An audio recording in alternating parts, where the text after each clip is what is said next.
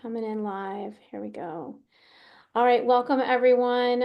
Welcome to another week of Blueprint for Peak Performance. Ask Me Anything. For those of you that are new, I am Brandi Smith.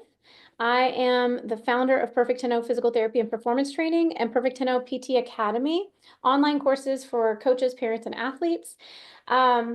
We do these every week. A little bit about me for those of you that are new. I'm a former two-time national championship collegiate gymnast. In my career and currently performance coach and physical therapist. In my career, I struggled with everything from fear, injuries, some eating stuff. And in that whole process, I learned a whole lot about my mind, my body, and how to do big, fun things. And it led me to become a physical therapist. And I work with everything from recreational athletes all the way up to Olympic level athletes. I've done everything except for judge in the world of gymnastics. I was once the preschool director. I coached all the way up to level 10. So in that process, it's all just kind of come together. And I really enjoy and geek out with a lot of my amazing friends that I've gotten blessed over the years to be around. I've been working with USA Gymnastics since 2010 and Texas Gymnastics since 2008. And in that process, I've gotten to meet and learn from some amazing mentors, colleagues, and friends. And so I like to bring them in and we pretty much just geek out here and answer all you guys' questions. So this week, I'm super excited to have Yuka Suguira. Did I say it right? Suguira. Close enough. I always say Yuka and I go by first name because evidently this small town Texas girl cannot get the last name correctly. Yuka, please say your last name for us. Suguira. Suguira. Yeah. See, I just say it wrong every time. I don't know why. You've got to start making me every time we talk. There's only one. You only know one, so it doesn't matter. I don't have to practice It's it. when there are multiple Yukas in your life, you have to care about the last name. Yeah. But she's from Level Up Neuro. She's a neural performance coach. And Yuka and I met several years ago. How many years has it been now? I was trying to figure that. I think it was 2022. Okay, Yeah. 2022. So like it's been like 3 years then. Yeah. It's only been 3 years. I feel like Yeah, I it's know. been way longer than that. Yeah, so we met and I was like, this makes a lot of sense. And this is stuff I've used in the past, but not to this extreme. And now I like have a whole new world about neural performance that I incorporate with people because Yuka brought it to my attention. I had already been working some vestibular and balance stuff, helping people with fear and some other things, but it was pretty basic, I feel like, what we would do and not quite near as sport specific and even sometimes skill specific as what I do now. And there's way more details into it since I've been working with Yuka for the last 3 years because we've shared some client together, couple clients, and in that process I got to learn a lot from her. So I'm really excited. Today our topic is train the brain to make gymnastics easier, unlock more flexibility, stability, and strength, and accelerate learning. And I think what brought me to thinking about the brain many, many years ago, like I guess it was probably 2012 or something where I really started diving into the brain, is I started thinking like, hey, we have all these flexibility issues, all these movement problems, all these movement patterns, but what's in charge of it all? Where does it start? And the brain became the answer. And so that began a dive into the brain for me, which then also dives us into a bunch of sensory systems that go into the brain. So I'm super excited to have Yuka here. If you're new, you do want to accept panelists so that you can have access to the chat in case we drop any links in. You can also chat with us. So as Yuka is going to give us a little more intro into her, I'd love you guys to drop in the chat who you are. Like, are you a coach? Are you a parent? Are you an athlete? And maybe a little bit about you, like what levels you coach, developmental Excel, like where you are, just so we kind of have a little feed on the room so we can make sure that we kind of capture what it is you guys are looking for. So in the meantime, while you guys are putting that in the chat, I would love Yuka to come in and introduce yourself even more and better, but I'm super excited to have you here. So come on in, Yuka. Awesome. Hi, Brandi. It's nice to be here again. Thanks, everybody. Yeah, you were into the brain a few years before I was. So I'm Yuka Suguira. I'm a neuroperformance coach. I was also a gymnast, dancer. I have coached mostly low level, the little babies, like 7, 8-year-old. And I've taught ballet. I have a little bit of background in, not a little bit. My original background was actually working with the body, was in orthopedic Pilates and massage. And then once I kind of was always looking for how can I learn more? And the answer for me was, okay, so that like Brandi was saying, the brain is in charge of everything.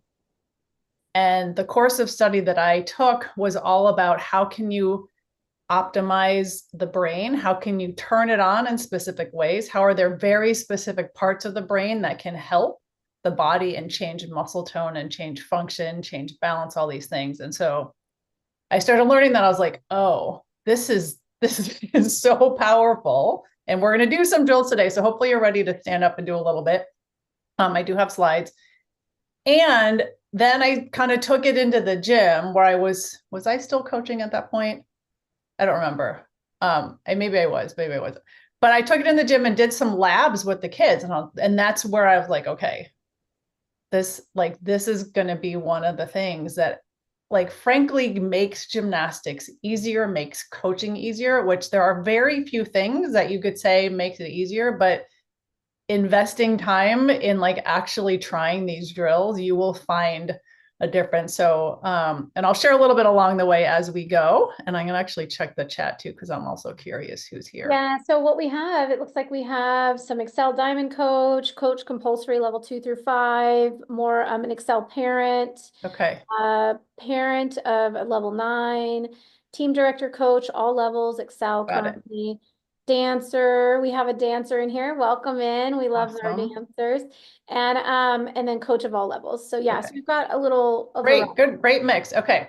Yeah. And so the cool thing is kind of like Brandi, I've worked with, recreational or lower level gymnasts all the way up to Olympians. And the cool thing is that we all have the same wiring. It may not be working at the same level, but the same drill that I might give to a level 3 kid to help her vault faster, I might give it to somebody who's an Olympic level athlete, right? Same drill. They may need to do slightly different things to it, but it's the same activation. So you could give the same drill to your Excel team as you might give to your level 9s and 10s. So with that, I'm actually use slides because it helps me keep track of what I'm talking about. And I like having something to look at. So Brandi, do I have, I do, it looks like I do have the ability to share. So what we're going to go into is just kind of a high level. Some of you, I think, Dawn, I recognize you. I think maybe you were, yeah. So some of this you maybe have kind of heard little bits and pieces of before. There's some stuff that I haven't actually shared. Yeah. Dawn's in our Invincible. John's in the Invincible athlete. So she's Dawn is too. Okay. Dawn. Yeah. Okay. So I'm going to share the slides. So I'm going to talk a little bit and then this is the end of the slides. We don't want that. Hang on a second. Let's go back to the beginning. Okay, here we go. I'm a little rusty. It's been a little bit since I've done this. Okay, so change the input, which you'll understand what that means in a second, to make gymnastics easier. And I needed this because like I was decent, but I had my own issues. Okay. So a little bit, we just talked about this. I shared this, what is actually a neuro performance coach, which is what I do, is I teach athletes and coaches. And really, really, I'm interested in teaching coaches because this is where the power lies, how to activate the brain to accelerate change, to achieve more flexibility, more stability, balance, speed, power, and also to help with pain. So this is Colt Walker's back. So we do a lot every week, something else hurts. So there's always something. Pain is kind of unfortunately a very common situation for gymnasts. So that's something, and athletes in general that train at a high level. And so there are also tools to help mitigate injuries and pain. And so activating the brain to accelerate change. Some of you may have seen stuff on Instagram if you're there with me. On the left is a gymnast who, this is the change that she had in one session. So this is a gymnast that might you be like, oh, she has tight shoulders, she's not flexible, right? Because every day she shows up what's on the left. We did a private session, and the timestamp between these two is 40 minutes. But in terms of actual time that she spent doing drills is somewhere between like 12 to 15 minutes, zero stretching, and she got to this level. So I'm going to see her again today. So we'll see how much of this stuck, right? She has her homework to do just like you would in PT. But this is something that if most coaches saw her, you might not be like, yeah, this is not something that's possible for this gymnast, but we've just opened this up for her. And so now doing back walkovers on beam is going to be something that she can actually do with more ease, less pain, right? All that kind of stuff. And then this gymnast on the right, we did a 30-second visual drill, which is basically putting on colored lenses. And he got a particularly nice change and he was already warm. So this is just from putting on a different color in front of your face, right in front of your eyes. And so when we say accelerate change, like it might take him like 2 minutes of rolling and then a bunch of stretching and then who knows what, maybe he would have gotten here, right? Maybe not, but 30 seconds of one thing. And this is why I love all of the neural performance work, is because it can create change faster. And then flexibility is kind of easy to show because there's easy before and after. And then this is a gymnast who, she was just doing a back hamstring step out to a back tuck on the ground. And she was going a little bit off to the right. And so I had worked with her before. We did some assessments, like something kind of funny was going on with her eyes. We did a couple of visual/vestibular drills, and then she actually straightened out. And so this is where I see so much of the promise of this approach. And that is, if her assignment is make 3 in a row or do 10, if she feels a little off, or before she even starts this, she can do these drills and know that so she's also getting a little more confidence. Like when I do these drills, I know I'm going to be straighter. And so now she's just removed a number of reps that she doesn't have to do, right? Same thing that goes with a full beam routine, right? If I do these drills before I do my beam routine, I know I'm more likely to stay on, have less wobbles. So this is like, and to me, right, it makes their gymnastics, for them, it makes their gymnastics easier and less painful. So these are all verbatims that gymnasts have said after either doing one drill or maybe several minutes of a drill. Right. So my front run felt more powerful. I felt more control, right? More flexible in their back. Double A felt straighter. And to me, overall, when someone particularly says like something felt straighter or easier, I don't have any force plate data, but to me, that means that their body in some way is working a little bit more efficiently, right? And more efficiently and more in line means, better natural alignment and better load absorption, right? Which are two big things that we are concerned about so much in gymnastics. So it makes their life easier. And then it's also making the coach's job easier. So these are just people that messaged me on Instagram. Right. I don't know what this guy on the left did with his gymnast, but like she did some drills to do double full off beam. And then she was like, whoa, like something was easier. She went higher or felt better. And then the one below was doing a vision drill that helps with catching the bar. And she was struggling with it. And now she did this drill and now she has more ease catching the bar. And then the one on the right here is a tumbling and trampoline gymnast who we did a few drills, and his proprioceptive, his air awareness, his ability to go straight has gotten better and better, like the more he does the drills. And so when you have corrections or things that you're just like, oh, this kid just does this all the time, this is this weird thing, or they always get dizzy on their double back hip circle, there are tools for that. So that makes their job easier, and it gives you tools as a coach, like things that you maybe hadn't thought of before to help them with. And so all in all, like why I do what I do, why I'm so excited about this. So as I mentioned, like fewer reps to achieve skill mastery and more efficient movement, right? So in a sport where every year things get harder, you have to learn more, right? Wouldn't it be nice to actually make learning a little bit easier and faster?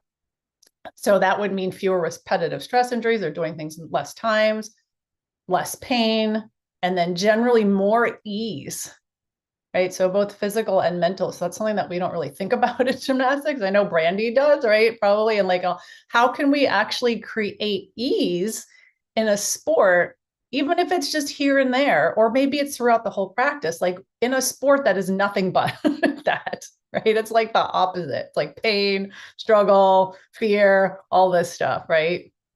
And then ultimately, like, how can we help them have longer and healthier careers? And so all of this together, this is why I like excited to be here, to be reaching more coaches, right? And why I do what I do. Okay. And so how does this happen? Like what's actually behind the drills? And it's applied neuroscience. So I don't have a neuroscience degree. I've studied applied neuroscience and knowing, taking out from like many studies, all kinds of information and research, like what parts of the brain connect to the body and in what ways. And so it's just taking advantage of those networks and those pathways to then create change in the body. Okay, so that's kind of it in a nutshell. I think, oh yeah, one other thing, actually. So this is the very simple way of looking at the brain and neurology. And this is kind of how, if you have younger athletes, whatever the matter, it doesn't matter how old they are, actually, they're like, what happened? what did you do?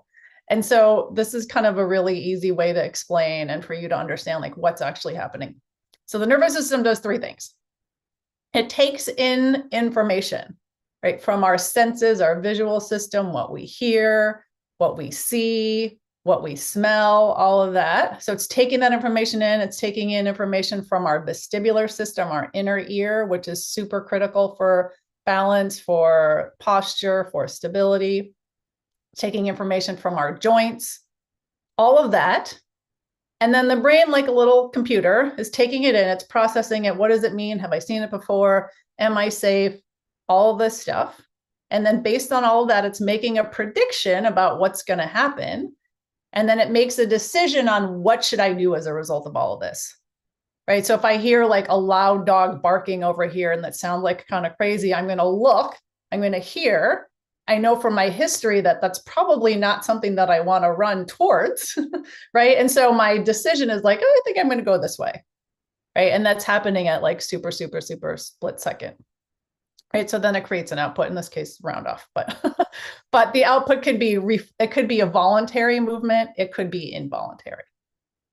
And so, right, so input, interpretation, output. When you give the brain something that is helpful to the body, that, and this is how I describe it to like a 9-year-old, like we just turn your brain on, we gave your brain something that it liked or needed, and because of that, your body responded positively. That's like the super simplest way to describe what actually happened. Okay. And then anything can be an input, as I mentioned, which we're going to kind of talk about. We're going to do a couple of different things, or talk about things that maybe you wouldn't think about would change your body, but that can change your body. So smell, sensation, right? Different sensation on the skin. So everything from a massage gun to like a dry brush. Color, which you saw before. Sounds, your thoughts, your beliefs, and what the coach says, right? So what you're hearing, the specific words from the coach, is an input that is going to get processed in a certain way, and that is going to create an output, good, bad, or ugly, right? Or fantastic, right? So just kind of think of like everything that's going around them. Like a noisy gym is an input. Like super bright lights in a stadium or arena is an input, right? Super echoey, like lots of noise in these meets that are in these humongous convention halls, that's an input, right? And all of these things affect the body, the brain, and the body. All right, so we're gonna do a couple drills. So if you feel like standing up, or if you're able to stand up and do these with me, you can. So the first thing is, and this is how I like using any drill to know is, again, like, is this something that your brain needs or likes or not? Like, or do we leave it? So if you want, you can stand up and just assess something. And I'm going to stop the share here. Assess something like range of motion, or if you have a sticky ankle or your shoulder, you're like, oh, my shoulder's kind of sticky. You can do that. You can side bend, right? Notice how far down your hand goes. So be specific and remember exactly what you did. You can touch your toes. I'm gonna do that. Oh, that's not awesome right now. Okay. So choose something. It could be a back bend, it could be splits, it could be whatever you're capable of doing, but just something where you notice a little bit of restriction, or maybe a little bit of pain or stiffness. Okay, so I can see Dawn, I can't see everybody else, so I'm going to just assume that we're all thumbs up. You've kind of all picked something. Okay. Then the first thing you're gonna do, this is one of my favorite things, is we're gonna do a scalp massage. So you just take your fingers, and I know this is a little harder to do in the gym where the kids' hair is like pinned to their head, but they can still take your fingers and you're gonna start at the front, kind of come around the temple, and just kind of just give your scalp a nice little massage. Go all the way around the back. Go to like kind of the back bump in your head. And then down at the hairline. And then also too, like just around the hairline here. So kind of the skin between your hair and the back of your ear. And then just kind of into the hair there. Okay. And then just from that, go ahead and reassess your thing. So whether it was, like your neck range of motion, I'm going to touch my toes.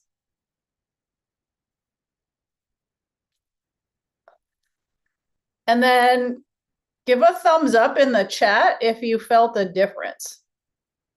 Yeah, Dawn said thumbs up. Awesome. Yeah. Sweet. Yeah. Yeah, Patricia says yes. Yeah, Delia, yes. Awesome. Right. So super simple thing to do, like if the kids are just waiting around or like before flexibility, like that, we're going to sit in our splits and we're going to massage our scalp while we're doing that. Right. Or just something like that as a way to just get stimulated. So there are fascial reasons, but there's also like specific nerve that we're activating that tends to kind of relax the back and the rest of the body, like when you massage your scalp. So yeah, somebody can't. That's okay. Yeah. Yeah, that's okay. Yeah. I'm just, if you're able, that's fine. If not, don't worry about it. Can you answer, because I think there's one question that I think pops up often that I get about these drills that I think others might have. Yeah.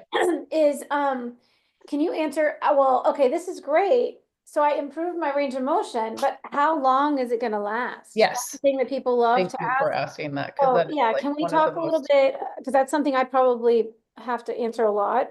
So how long, Yuka? I'm just playing. Yeah. So the range is from minutes to hours, and it mostly depends on what you do right after it.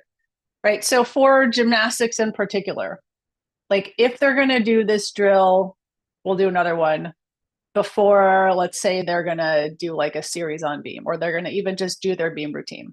Like I would say it's going to last for a couple beam routines, maybe 3-4 turns.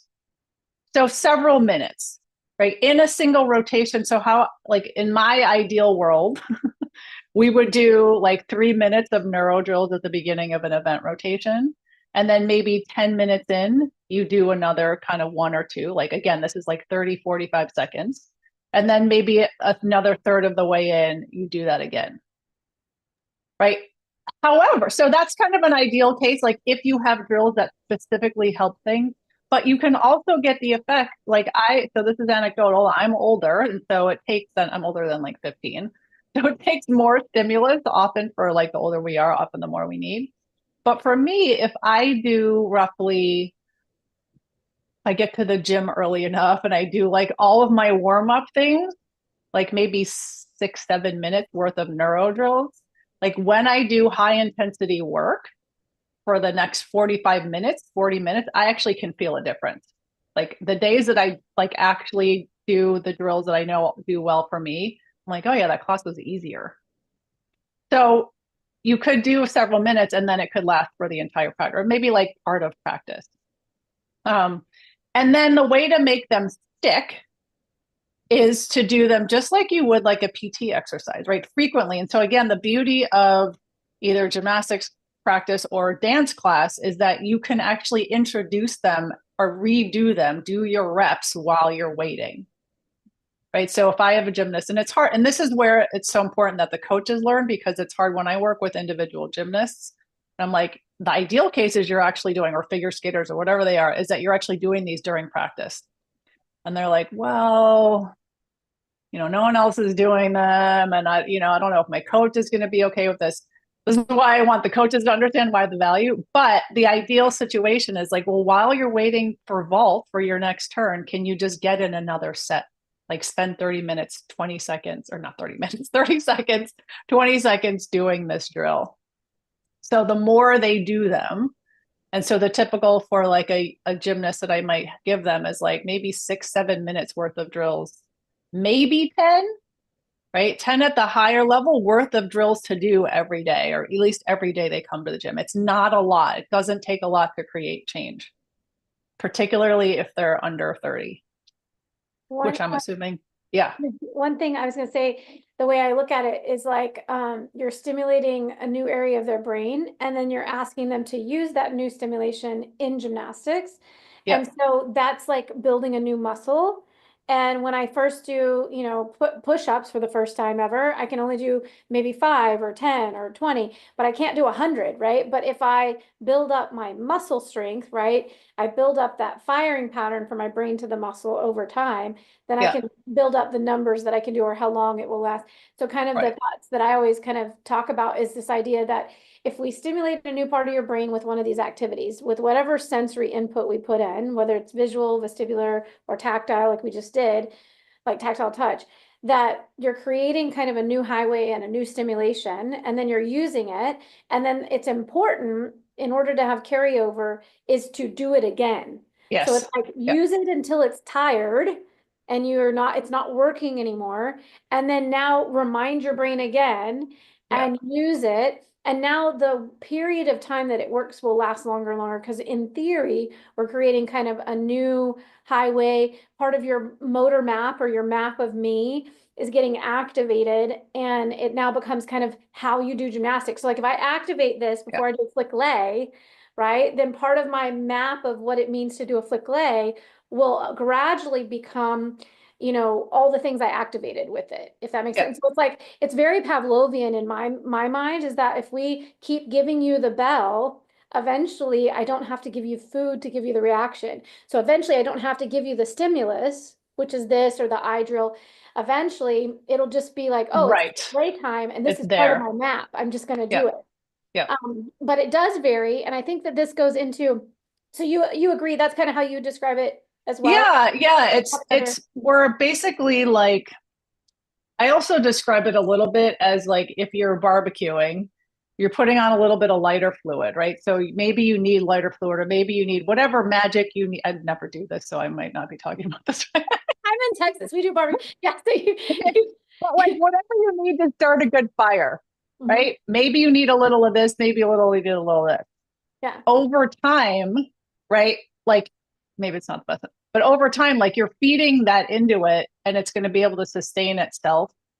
This is a bad analogy, sorry. But the idea where you're like peppering things into it, but eventually over time you don't need it anymore. So Yeah. yeah, so like this gymnast that did the was tumbling or did the flick back tug, her eye, so the specific weirdness that she had, I was like, just pop your eyes up.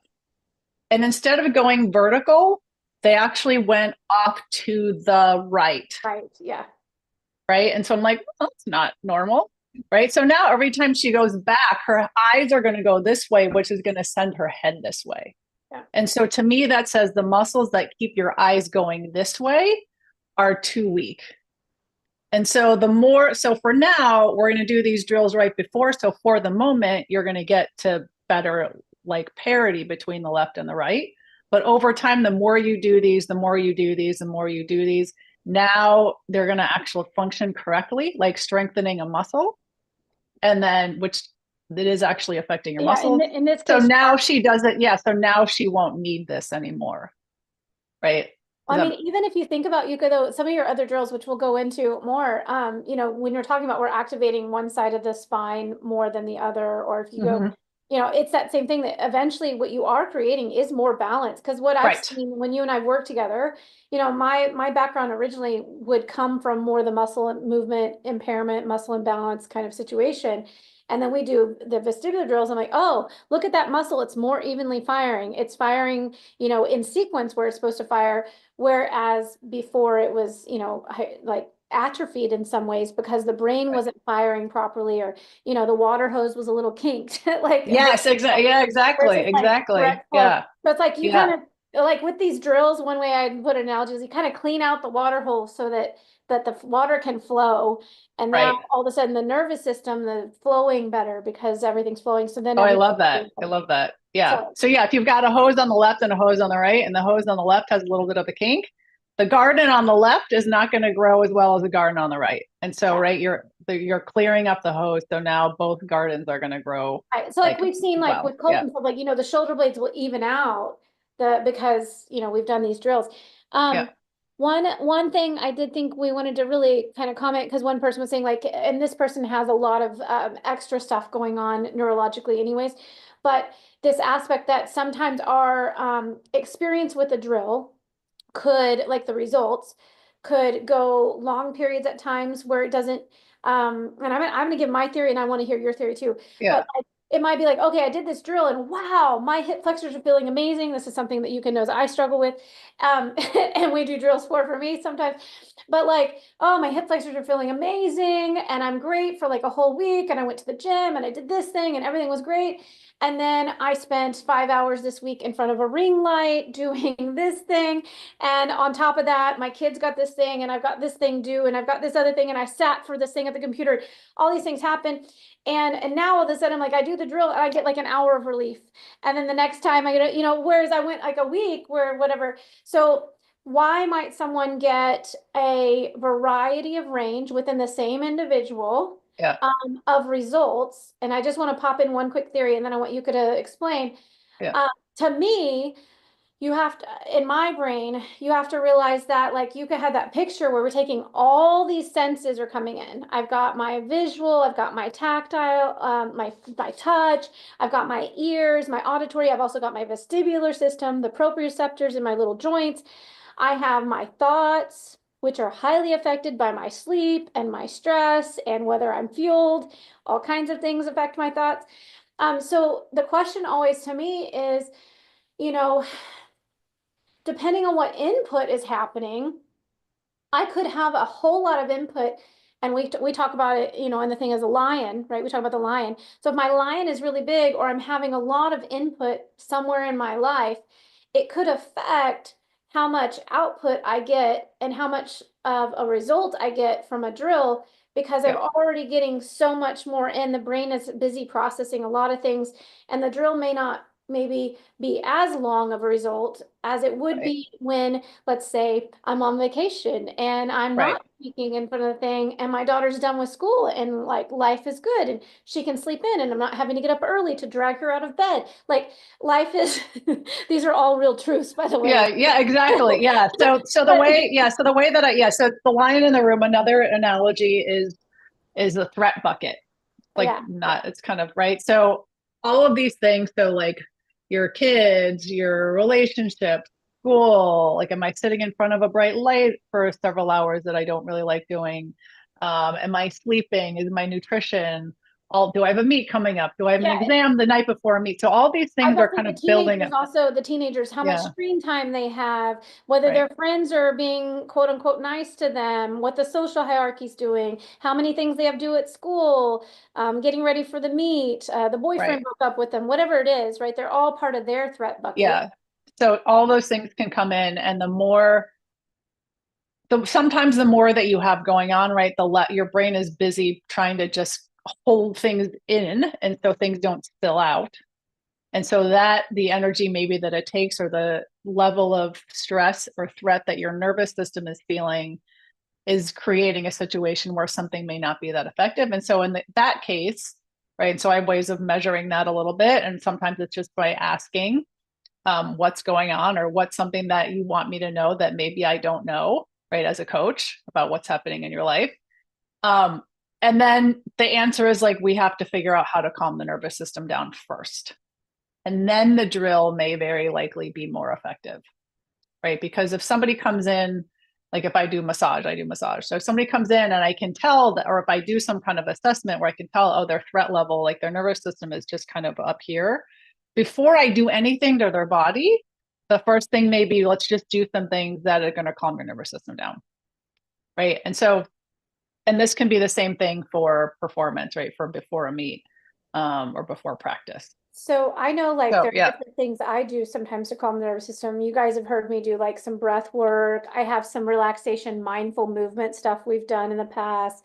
Like this, we do a rocking exercise, letting things go. We do a lying exercise, letting things go. We've done different mindful movement stuff in the past.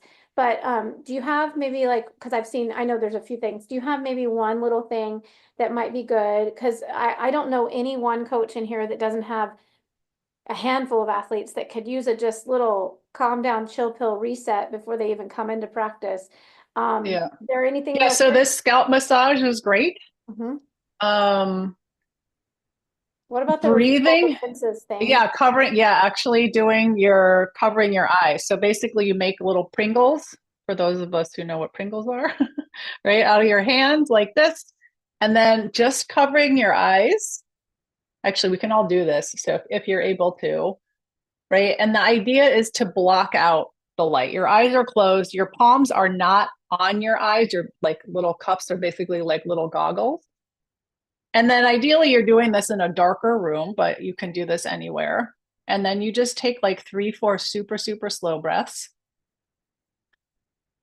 Right. So you're just kind of holding your eyes there like this. And then letting your eyes almost like I like saying, like, imagine that you're like out on a big ship and it's like you're out at sea, it's super dark, there's no moon, and you can like barely see your hand in front of your face. So kind of allow your eyes to go into that kind of a state. And then you can reopen your eyes, like slowly take your hands away. And then if you want, you can reassess the thing that we just, whatever your reassessment was. Right. And so, again, like calming their nervous system down, your muscles will change tone and, right, it will change like how they function and then your range of motion. And then, yeah. So just kind of, yeah. So, like, just kind of think about just a neural reset, right? Or a nervous system reset. They can do this between events, right? Or before they compete, this can become part of their routine. And I, again, just explain to them like you're changing what's going into your brain, right? Or maybe eliminating what's going into the brain, which is a change in and of itself. And then that can change the output. So I I, actually want to I would, go I'll back let to you go. the, I'll yeah, let you go into that, but I would love to yeah, also like this is also a great one to do like when you have that athlete that's like going and they fall and they're over here or they go really fast and they're just ready to hop back up on like they're like no I got to go again and it's like or they had a rough fall and like no let me get another one up and you're like you know that they're not really in their body they're just in this like fight or flight state where they're just go. Those are athletes that I love to just put a hand on them for a second and have them do stuff like this. So I think yeah, that's another, yeah, so it can be used in a pinch where it's like, no, no, yeah, like yeah, before you do another one, that was scary, right? yeah.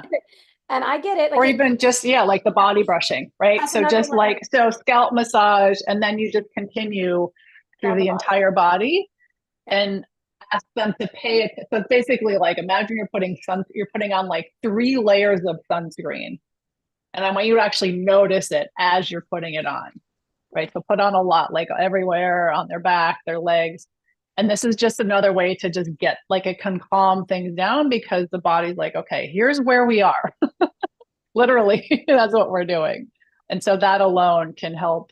Um, it might feel energizing, but at the same time, for certain kids, it can actually be like it can be a relaxing, or just not relaxing, not in the way that like oh they're going to go Centering, to like a sleep, but centering. yeah, just a reset. Yeah, centering. Yeah, yeah, grounding. Yeah. Um, okay, so that's those are just kind of like more specific, like activating very specific parts of the nervous system and the brain to change the body. But then, as I was mentioning, so one of the big things that I love talking about and teaching is coaching, like language and what we say. And so, or how we set their attention, how we focus their attention. So this is the gymnast that I showed the doing the bridge before and after. So it's kind of hard to see here, but on right behind the seam that's behind her, there's 2 little tiny chalk marks. And so the instruction to her, so we measured her bridge and we're like, okay, this was a little, her hands were a little bit behind the chalk marks. And so then we put the chalk, or they're a little bit behind the line. So we put the chalk marks there. So it would be a shorter bridge. And the instruction to her is touch the chalk marks with your fingernails.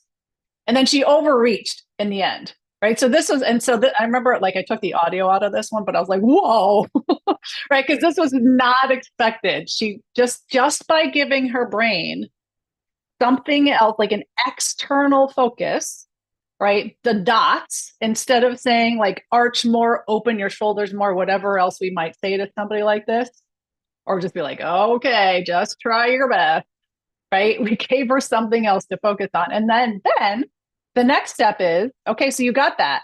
So now let's actually put them a tiny, tiny bit further or closer than they were before. So then we put 2 more little chalk marks there. And then, so now the instruction is again to look back, see where they are, and then touch your fingernails to the chalk. And then she got there, she beat it with one arm, now with the other. And she was actually able to get her heels down here. So they lifted up in the end. But just that simple resetting or changing how you set their attention, how you set their focus.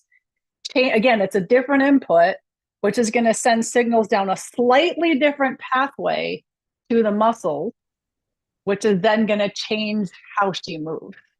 So this is a really fun one. Yeah. I love this one because if you look at the bridge on the left versus the bridge on the right, because even I do imagine that bridge on the left is a lot more open in her thoracic spine than if her hands were further away from it. Yeah. But if you look at the one on the right, she really opens, like I think there's like a line, a horizontal line at her rib cage on her on her leotard. Yeah. So if you look from the horizontal line down to her shoulders, there's way more opening on the second one on the right than there is on the left. So then if I look at like the whole arc, because you know how I am about bridges. Yeah. Yeah. So, but if you look at the whole arc, there's actually on the one on the left, even though it's probably better than what it was before, there's still a hinge point at her low back where her, you know, like back, her buttock meets her low back. And then there's a mini hinge point right at where that little line is in the rib cage. But if you look on the right, there's a very nice smooth arc that hinge point irons out. And you're not, I love it because it's very simple visual. Yeah. And it's not, and it's nothing more than telling her to do something or giving focus her thoughts or her attention to something that's not about her body. Yeah, and so those that were in here last time with Anthony Lowe, we talked about tension to task. So Yuka's giving the girl a task, right? And that task is to get her fingers there. And because the body has attention to that task, in order to do the task, it's gonna, you know, do what it needs to do. And so basically, like, and this is kind of, I'm actually going to do a little webinar on this in a couple of weeks. When you do this, all of these things that we say all the time as coaches, we stop saying them. And so it is a little bit of work. It's simple, but it's not necessarily easy, right? But there are decades of research on this very specific topic and how setting their, right? So it's the task focused attention, right? Goal focused, visually, and so visually involved very often, auditorily, other things that then they remember faster or they remember better. Everything from like endurance, balance, flexibility, like the same amount of force with less muscular effort. All of these things get better. So anyway, so that's a little preview. And then kind of related to this, again, what we say, this one is also super fascinating. Maybe not as surprising. Well, hold on. Before you go into expectations, I think it's Delilah. Delilah is a dancer, and she had the question, because she's excited, what would be an external task you would recommend for multiple pirouettes? So in, you know, dance, multiple. Oh, yeah. Right? So one, you may already do this, but I often use, so particularly if they're doing like a triple, right? Because often like you double, like Ray, I've been doing doubles for a while, but the triple, like getting to 3 is like kind of a cliff. And so one of the things I'll do is like, and you maybe already do this because I know dance teachers do this, is like, what we'll say, like, what is the rhythm that you want? So it's right. I don't know if you can hear my clap, but you can see it. But like they're hitting the spot, the head, right? So I clap 1, 2, 3. Like, what is the sound? Like move to that rhythm. Another one, there's actually a fantastic book by a choreographer and dance teacher on this topic, actually. And so one of the other ones is like, imagine that from the ground all the way through your head, there's like nice long line. Pick whatever color you want for the line. As you're doing the pirouette, just kind of imagine that you're just pirouetting around the line, or you're pirouetting on the line. So those are a couple that I've used with dancers when they're doing currents. But the rhythm is actually a nice one, because again, they're now not like, they're actually following something external. And I found that one particularly useful for like 3-4 pirouettes. Or even if they're doing like fouettes, like there's always the music, right? So it makes fouettes a little bit easier, but same thing. It's just like hit, like you may have to clap where it's like here and then here and then here. So in particular, since dancers are so already attuned to moving to a beat, it's kind of it can be a nice addition. Do you ever use a metronome with them for that? No, because it's not like, it's not a duration that's long enough. It's just easier to just go like this. Because they're not turning for that long. Yeah. I do use a metronome for other things, but usually not for pirouettes, because it's just like, it's over and it's done. So it's easier to clap. Yeah. Yeah, great question. Okay. Do we have anything else, or can I go on? Okay, good. All right. So sort of related to this, again, like what you say is an input. And so, and as you're all here, like in Brandi's kind of world, like I know everyone's probably more on the positive side of coaching, but like being really subtly positive, like we know it's all good, but there's actually, again, like decades of research behind this. And so it's to help them believe they're doing well now and will do well in the future, right? Even though that won't be the case. And so why is this important? So why is it important to help them believe and understand that they're doing now? And so the kind of fancy term is self-efficacy. And so that is my belief in my capacity to do what's needed to achieve a specific task. And maybe this is similar to that other guest that you had, right? So if I believe that I can do this, if I believe that I have what it takes to do this next skill or to do this drill or to whatever it is, the chances that I'm going to actually do it are now greater. Because of, right, so different chemicals that get released in my brain as a result of that, which then change the signals down to my body, which can change how I move. There's greater interest, right? If I believe that I can do it, I'm more interested in doing what's in front of me. And then all of these things together improve the conditions for learning. So again, it's actually firing off chemicals in the brain that are necessary, or kind of prerequisites, in order to make those connections that Brandi was talking about before, right? So in order to learn a new skill, it's actually like neurons in the brain that are like, they're like, oh, we want to work together. And then there's synapse together now. And then that connection gets stronger and stronger and stronger. That is the skill. And in order for those connections to happen, certain chemicals have to be released into the brain. And so one of the ways to get those chemicals released into the brain is to help them believe that they're going to do well. And this is super cool study. There's a lot of information here, but so what they did, so they took a bunch of college students, had them stand on a balance platform. And so the deviation from horizontal, the less there was, the better the score, So the lower numbers, the white blocks on the bottom, those are better scores, right? Because they did less, like they were less uneven. So the difference between the groups, there was a group that was told after every turn, so they were standing on this thing for 90 seconds. After every turn, they were told that they were told, oh, you're doing about, and they didn't say 20%, but they gave them a number that was, you're doing about 20% better than other people in this study, or in a study that we have run before. So they're now being told that they're actually achieving more than their peers. The group in the black were told the opposite. They're saying, like, you're actually doing about 20% worse than everybody else, right? Or than your peers. And then the control group was given no feedback as to how they were doing relative to other people. And so you can see that, yeah, like telling them that they're worse is actually giving them some feedback was better than none. But like, look at the difference between the participants that were told that they were doing better. So this is right, even just from everybody did one first time, and then immediately they're told they're doing better. And then there's this big jump to how much better they did. And then that path, that trajectory continued. They came back the second day, they were still doing better, right? Again, the second day they were told the same thing: you're doing better, you're doing better, you're doing better, better. And then the third day, all groups were told nothing. Right. So even though the third day, and so this is like, how can I help corrections or things that I say stick in their head, is to help them believe that they're actually doing well. It can be a small capacity, it doesn't have to be like huge.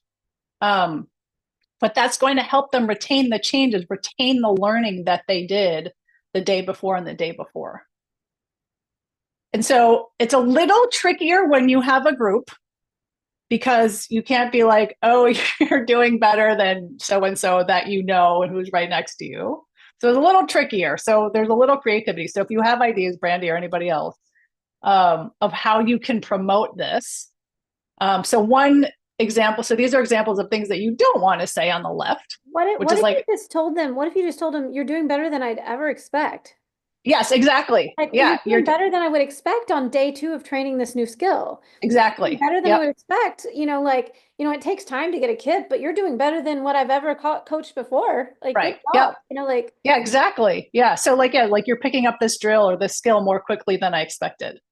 Yeah. Or like, and this is like if you're teaching a rec class, right? We're like, oh, I usually teach this to like the advanced group, but like I think you guys could actually handle this. And then all of a sudden, I've noticed that people are really good teachers, like not coaches and teachers, but like they will pre-frame. They will pre-frame.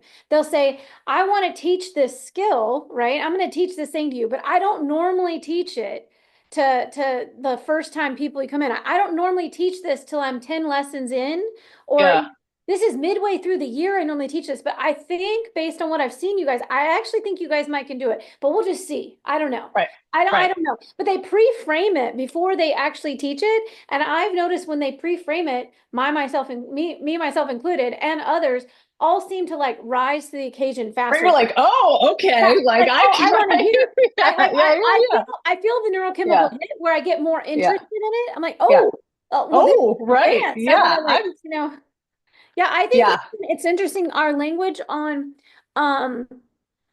what we title things like an advanced something versus like I've even thought about that. Like, we like to use the word intro, basic, beginner, and intermediate, and advanced. And I still do this as well. But I almost wonder if it's like advanced intro to something, like what would is the mind like advanced? I'm introducing the advanced version for you, like I don't know. Anyway. Yeah. No, it's so funny. So whoever is teaching that way, like they kind of know, right, that this is how it works. And it doesn't have to be true, is the thing, right? It can be really subtle. We're like, oh, like based on how you did yesterday, like you're actually doing better today. And they'd be like, really? I don't feel like, yeah, there's like, and I don't know, you can pick some tiny thing that you name, or just, again, like you're doing this better than I expected that you would. And I know, like, you guys have probably all heard the stuff on the left, like, oh my gosh, you guys are the weakest group, or you're like the noisiest group that I coach. Like, there aren't any groups that like talk as much as you guys, right? That's not helpful. Right? It's actually like, again, like some correction is better than none, but like actually telling that they're worse than their peers is not as helpful as telling them that they're better. So kind of you get the idea. I don't know if anyone else has any ideas of what you might say. I can escape out a little bit here. Are there any questions? But yeah, this line of or this approach, this concept is it's a line of research in motor learning research, which is basically how do we learn? What are the conditions? How do we set up conditions in the way that are optimal for learning? And so one of those things is that external focus. Another thing is enhancing expectations. Another one is autonomy, which I'll talk about too, also in this webinar, and I think I've talked about in one of the other groups. So all those things together, like additively, are going to improve the speed at which they learn and at which they remember things, among other like aspects of performance. So I am, yeah. So Delilah caught in, Delilah, I threw in that reframing, which comes from NLP. She caught on to it pretty quick because she's an NLP practitioner. So she says, this is super cool. I'm a neurolinguistics programmer. And when we teach students to learn NLP, so that little reframing that I talked about, and you frame things, pre-frame and then reframe, those are all things from NLP that I learned. Okay. So we say 3 things that we noticed that worked to every one thing that we'd like to see more of. So constructive feedback. So the ratio is a 3-to-1 ratio. Yeah, are you familiar with NLP? No, I'm not. Oh yeah, it's pretty awesome stuff. There's a lot of different ways you can anchor your language. You can anchor experiences into the nervous system. Okay. A lot about pre-framing and then framework when you're talking, and then a reframing and helping people reframe things. It's a pretty awesome program. Yeah, so this is also, okay, so Patricia also in her work, she says, yes, learn this as part of the teaching certification. Yeah, the 3-to-1 ratio. So so she was just saying that they noticed, so say 3 things that we noticed that worked to everyone, to every one thing that we would like to see more of. So constructive feedback. So instead of like the negative, you guys talk too much, like I'd like to see that moment of silence where you guys are focused a little more. Like I like that focus that I see you guys have. I'd like to see some more of that on top of the other 3 things that are going well. Yeah. Yeah. I mean, the cool part of it too is it's just as a better teacher, like it's actually going to help with performance too. Yeah. Right. Like physical performance. So yeah, so I am going to be teaching on this more in depth. It's one of my favorite things to teach. One, because it's just so applicable to gymnastics, which is all about open your shoulders, do this with your ribs, do this with your hips, do this with your knees, and then it turns out that that's actually not really the best way to facilitate learning. Actually, I'll give you one little one that I just made up the other day. So like I was in the gym coaching that kid, and there was another group, or no, I think it was a private. And so she was working on her kip. And she's like getting over the bar, all that, like that last part of the kip is so hard. And so I was like, okay, let's imagine that you have a baseball cap with a pin on the end, and there's a balloon. And then you show them where the balloon is on the other side of the bar. So that helped her make one. And then like she kind of got over them. There's like 5,000 things that can go wrong with the kip. But the coach that was there when I gave that to her, she's like, I used that with all these other kids, like Excel compulsory kids, and like another half dozen kids got their kip that week as a result of using that cue. Yeah, so it can be like the right cue, right? And so it takes a little bit of playing, and it's a little longer to set up. You're like, okay, you got a hat, and you got the pin, and then you got the balloon, right? Whatever. And you can use this with any other body part if you're trying to get them to achieve a shape.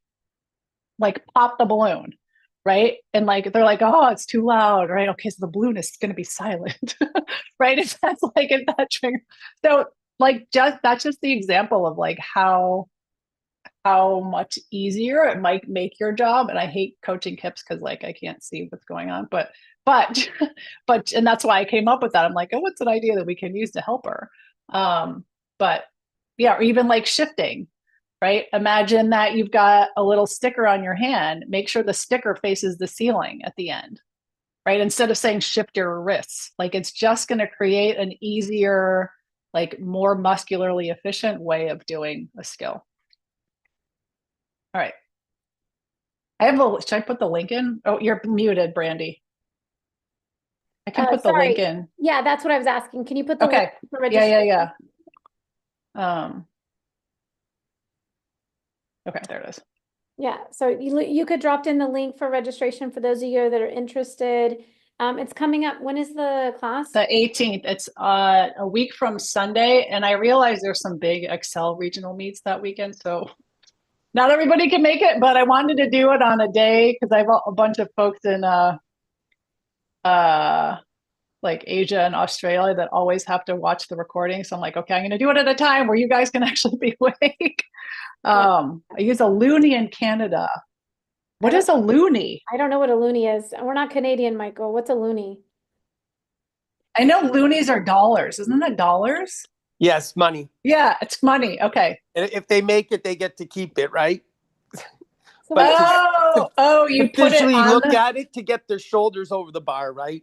Oh, so do you hang the dollar? Oh, Where do you hang the dollar? Or where do you I put put it? it down on the floor on the mat, so they really have to Oh, so they lean have to forward. look over to it. yeah, Yeah. yeah. That's another example. Yeah, external focus, where it's like it's not like put your head more forward. It's like find the loony. Yeah. Yeah, See exactly. the loony, look for the loony, right? Yeah, yeah, Well, Which perfect. then does the eyes, right? So Yeah, yeah, yeah. so what I started doing, which has gotten let's see, I've had I love it. 6 or 7 girls come Delilah. recently for trying to Yeah. get their past handstands. Yeah. So I put a sticker or a dot, or I have them draw something on the mat directly underneath the bar, and then another one on the mat or on the wall behind them, right where their head should go.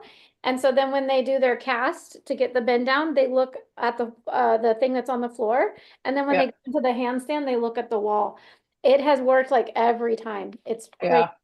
Yeah, where your eyes go, the body's going to follow. Yeah, Yeah. wherever the eyes Yeah. go, the body will follow. But it has Yeah. happened so quick. These kids have been struggling with their handstands for like many, many months. And their coach was like, "What did you do? Like, why did you finally?" And it was just visual cueing. That was it. It made it very, very. Yeah. That's so cool. I mean, we added the All bands right. because I was teaching them to get up, but the cue that really got them over was just the visual cue. Yeah. All right, you guys. Yuka, thank you so much for Yeah, you're welcome. always wonderful. I love having you. Check out the link in the chat. For those of you who did not join the chat, did not join the panelist, there'll be a follow-up email coming later today or tomorrow that has the recording. And I believe you sent us this link, right? Or no? I don't know if I sent it to you an email, but should I send it to you an email? Yeah, send it to the Okay. admin. Yeah, so Okay. if you're looking for the recording and this link for registration, make sure you save admin@perfect10ptacademy.com. Make sure you save that to your email contacts so that our emails come to your inbox, and or they may end up in your promotions folder. So keep an eye out for it. It'll come today or tomorrow, and it'll include the recording from today as well as any handouts that Yuka gave us, and also the link for her registration. Yeah. So May 18th is Yuka's thing. Yep. And just a little side note with tension to task is that I also have something that's coming that is very similar to tension to task as far as the basics and foundations of things. So we have some really cool stuff coming for your foundations of your rec programs. So keep your eye out over the next several weeks to look for our Born to Move program that's coming. And we're going to talk more about it and how some of the developmental stuff you can do help stimulate all these systems that Yuka's talking about: vestibular system, visual, tactile system, as well as the tension to task. All can be stimulated at various ages and through developmental sessions. So it's another take on stimulating a lot of these systems.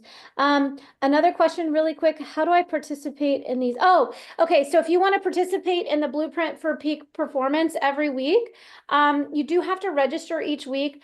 If you look on my Instagram, it's the same registration link each week. Once you've registered, you get all of the emails for that registration thing. Since you've registered for this one, Jennifer, you should be getting emails in the future of our upcoming ones. So every Saturday and Monday, we send out emails saying, "Hey, this is our guest. This is what we're talking about. Please come in," and it has the link to register. So you do have to register for each individual one, but you will always get a follow-up email, usually Thursday or Friday after our Wednesday webinar, or sorry, Wednesday or Thursday after our Wednesday webinar. We do follow-up emails with the link to the recordings, as well as any handouts and any information so you can stay connected to people like Yuka and amazing people that I've been able to work with over the years. And then again, on Saturday and Monday, you'll get the update on who's coming in. Maybe it's just me, maybe it's other people over that next week. So you should be on that list from now on, Jennifer. But you do have to register each week so that we make sure we give you that follow-up email. So if you don't make it in, you can at least get the recording. But live is always better because you get your stuff answered. We actually talk to you. Live is always best. All right, thanks for coming, everyone. Next week, you're going to have me, and we are going to head down this. This wasn't planned, Yuka, but you opened up the window of sensory input. I'm so Oh, nice. Okay. yeah, so Yuka just talked about the beginning of the sensory input and some ways that are really quick things to do.